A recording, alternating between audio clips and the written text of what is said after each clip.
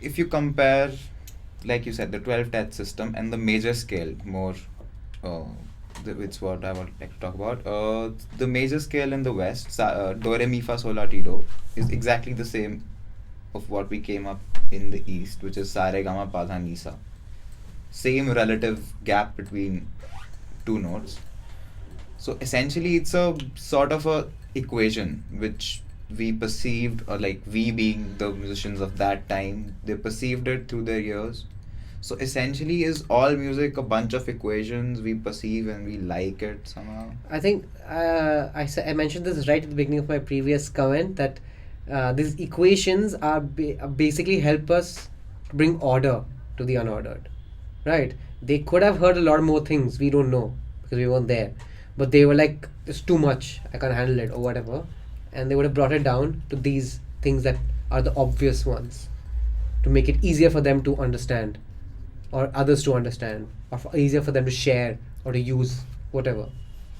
Yeah, but that's why they made the rules. But what I'm saying is, can Always. you, in finality, break down any piece of music and say that, okay, this is a mathematical equation which begins from this note, goes like this, and in the end it ends like this? So the idea, which how it comes to me, is that in a major scale, the first, if the frequency of the first note is x, then the octave with the frequency would be 2x. The fifth would be x plus half of x. The third would be x plus a quarter and an x. And the seventh would be x plus 3/4 x. Does that make sense? Yeah, yeah, sort of. Yeah. So essentially, you see an equation going on there. You increase it by this It's a much and you pattern, increase yeah. it by, yeah. Yeah. And that same pattern was caught up in the West and in the East. So by the instrument of measurement No, we have. no. That's not by the instrument. I think that's the point that he's trying to make as well. Is that this was, it was more a question of saying, how is it that we can bring order to or understand in language that a million people can understand, right? Something that's happening around us. We have to be aware of two things. That even with music over here, the sargam system, saregama, right, uh, is one system. Okay, it's definitely not the oldest system. It's just like, Hindi itself as a language, right, was only put together late 1800s. You know, before that it didn't really exist as a unified language. I don't know when exactly the sargam system itself per se came to India, but it's one of many musical systems that people have to sing. What is a lot more common across the world is actually the pentatonic system, you know, and that has little to do with 12 notes. It's actually got more to do with 5 notes, and it doesn't matter where those 5 notes are, whether they're within or without an octave. There's absolutely no, it really doesn't matter, because they're based on what you're hearing. So if you're hearing a bird cheeping or chirping at some point or the other, that's your do, that's where you take off from. So I think that there is some merit in saying that, okay, that no matter which language you're speaking in, you're still dealing with the same 12 frequencies, let's say, right? But at the same time, we have to be a little careful about this, because this is where I think perspective becomes really important, is that we are talking about a group of people uh, who imposed the Olympics on us, which is great, right? We are also talking about a group of people who believed in eugenics. And eugenics was the controlled breeding of species. We are also talking about a group of people who were striving for a perfect society and were willing to go to great lengths in order to achieve that perfect society. We're inheriting a lot of literature from those folks. Maybe we haven't inherited a lot of literature from Nalanda because it was burnt down. Maybe we haven't inherited a lot of literature from the Chinese texts because the Chinese Shaolin temple was burnt down at some point or the other. Tibet is in the mess that it is in right now, with fairly ancient cultures. There were massive migrations and extremely political human migration. I'm bringing these up because they're very important, significant movements, right? And that's every time there's a movement of a wave of people, and there's a movement of trade, then there's a movement of information, which would go both ways as well. Some cultures were good at documentation and measurement separately. We as a nation or as a people, or our ancestors here also stared at the moon and also looked at the planets and so on and so forth, and came up with a different set of conclusions in a different language, which those guys didn't understand. We don't know what's happened between then and now to adopt one or the other, and to say that one enters the classroom and one does not, right? For me, I think more importantly, when you say what is music, right? I think personally that is something that is probably worth a lot more dwelling on, because you need to, if you want to do things differently, if you want to break rules, you have to ask yourself, am I brushing my teeth every morning because it's a fact that I'm going to get cavities if I don't? How do I know that? Because my dentist told me. How does he know that? Does he know that because he's tried it? No, there's no proof of that, right? Someone said it, and so now at 6 o'clock in the morning, half the world is brushing its teeth.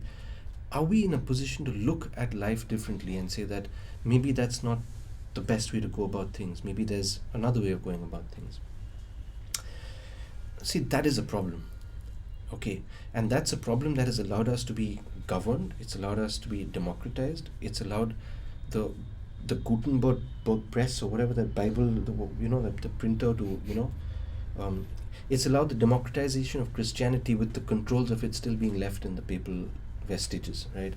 So for me it's a big deal. All of this stuff is a big deal. It's not conspiracy theory stuff, but I think it is a question of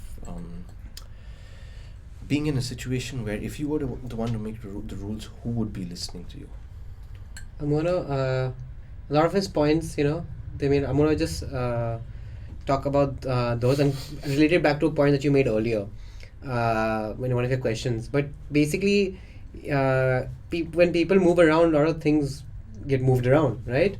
And ideas get exchanged, and war happens, ideas get removed, right? So who knows how much we've lost in all these years of war, right? So you made a point earlier where you said that there they have this do re mi fa, and here we have sa re ga ma, and that's what we all heard, so that's what it's become standardized.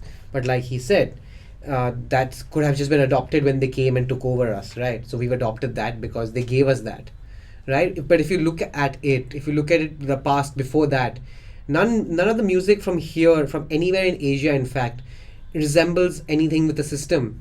You have tunings that are changeable on the spot. You have frets that move, so you don't have a fixed frequency. You're just like, my C is here, but my D can be slightly sharper than what it should be in your do re mi fa. So we didn't hear it like those 12 notes. We didn't, right? Our instruments say, our historical instruments tell us that we didn't. The historical instruments from Turkey, from the Middle East, from Japan, from China, they tell us that no, they didn't hear those 12. In fact, I got a chura recently. I showed it to you, in fact. Remember? And we tried moving the frets. I was too scared to do it myself because I was like, what's going to happen? Because we've been trained now, like he said, we've been trained to adopt this system of it needs to be at these intervals, right?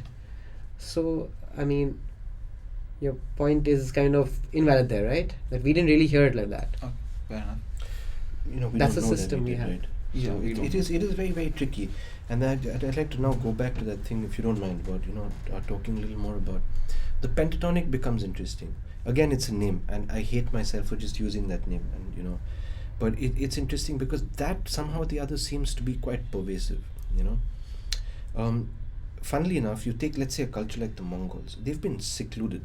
Okay, they came, right? They conquered, and then they went back. And then when they went back, they never came out again. And what happened to them after they went back was ridiculous. Every mention of them was removed from the Europeans, because the Europeans didn't want to mention that a horde of Mongols came and destroyed them. So they were, I don't know what the word would be, but I mean, basically their memory was not really preserved, and definitely not in good fashion. There were stories being told to children about how cruel these people were, etc. They adopted some methods in warfare, but everyone does. But other than that, everything about them and their culture totally obliterated, to the point where their greatest leader was buried, and the area around the sacred hill on which he was buried was made a nuclear waste site so that no one could access it until very, very recently.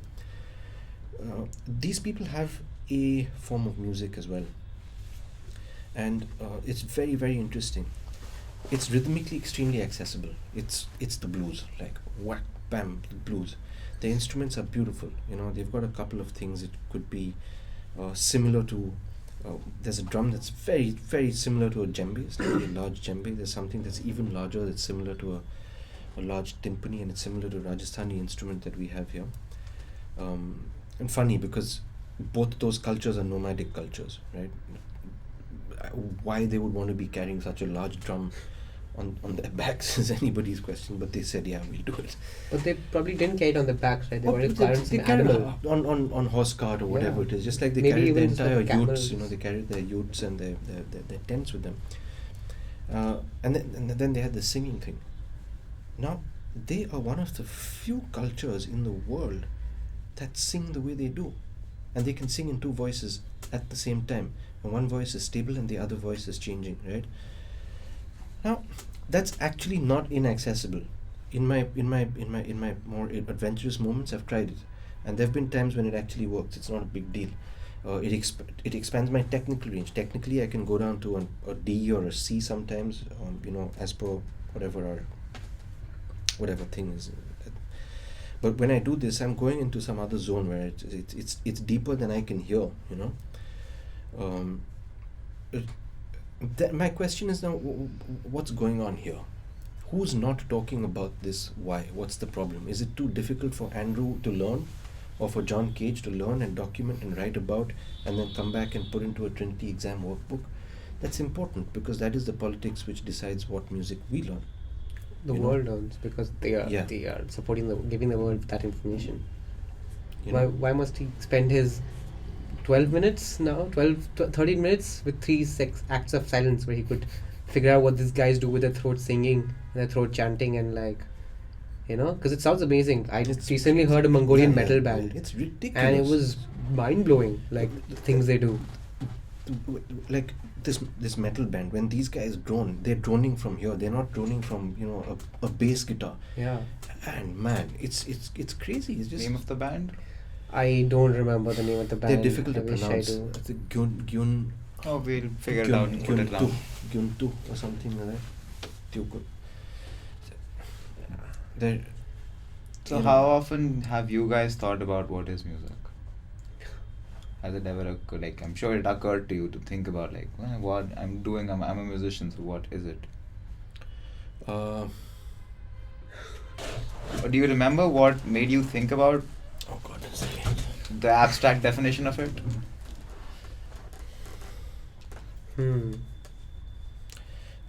Honestly, I have never thought about it unless someone asks me a question.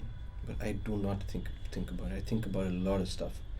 I wake up in the morning and I wonder about lots of things, like major things. But I have never thought about this one, really. Yeah, I don't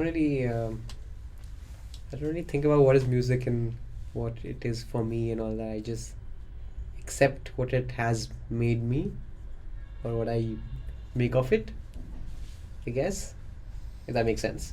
But you have asked these questions to others, your students. You just In a academic sense, yeah, I want them to You figure have to. out. And Yeah. Have you ever gotten any interesting answers you weren't expecting? Or is it the usual?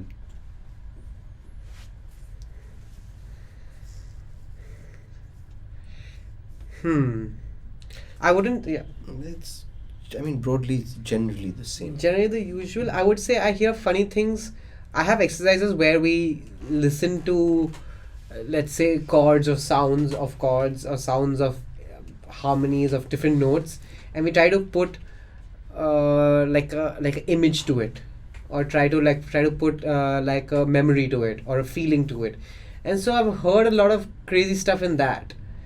For example, when I played this chord called the major seventh, which for everyone is like a very it's a chord. It's theory and all that crap doesn't really matter.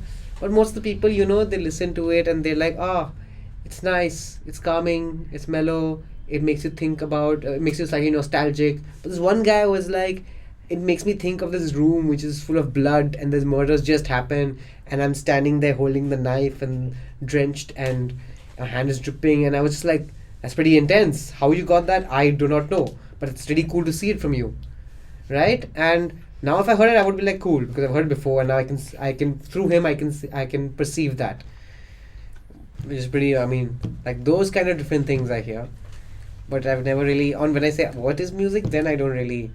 Then I hear the general answers, Like, music sound is playing, clapping is been liking it is music, stuff like that. I'm not that's just Yeah. being slightly joking about it, but okay, that was a fairly interesting episode. Adhiraj knew my questions and he has altered his answers. No, not really. It really depends on how I'm feeling at this present. But you said that you're going to answer the question for us once, What music is to me? Yeah. is that the question? I don't know. Is that the question? What is your first question? That's what I asked. The What first is music question to you? What is music? So to me, music is any sound I can romanticize. That is music to me. What do you mean by romanticize? To which I'm not indifferent to, I guess. That would not be a good answer, no. There could be a sound I'm very not indifferent to and still not romanticize it. But to romanticize it, I would believe I would connect some sentiment to it. You Any spend sound. a lot of time resolving disputes with yourself. I don't know what you mean by that, man. You'll understand No, once you no. listen back to the recording. You'll get it. You'll say You're like, I said this and I said this. What? So, okay, I have a couple of questions. I mean, a couple of things, right? Is that, you did say that we're discussing the philosophy of music. I'm not too sure as to whether we've done that. Yeah. So. Yeah, I don't know. I think we just given our opinions and just talked about Yeah, what we think. Yeah. But I guess that's what I want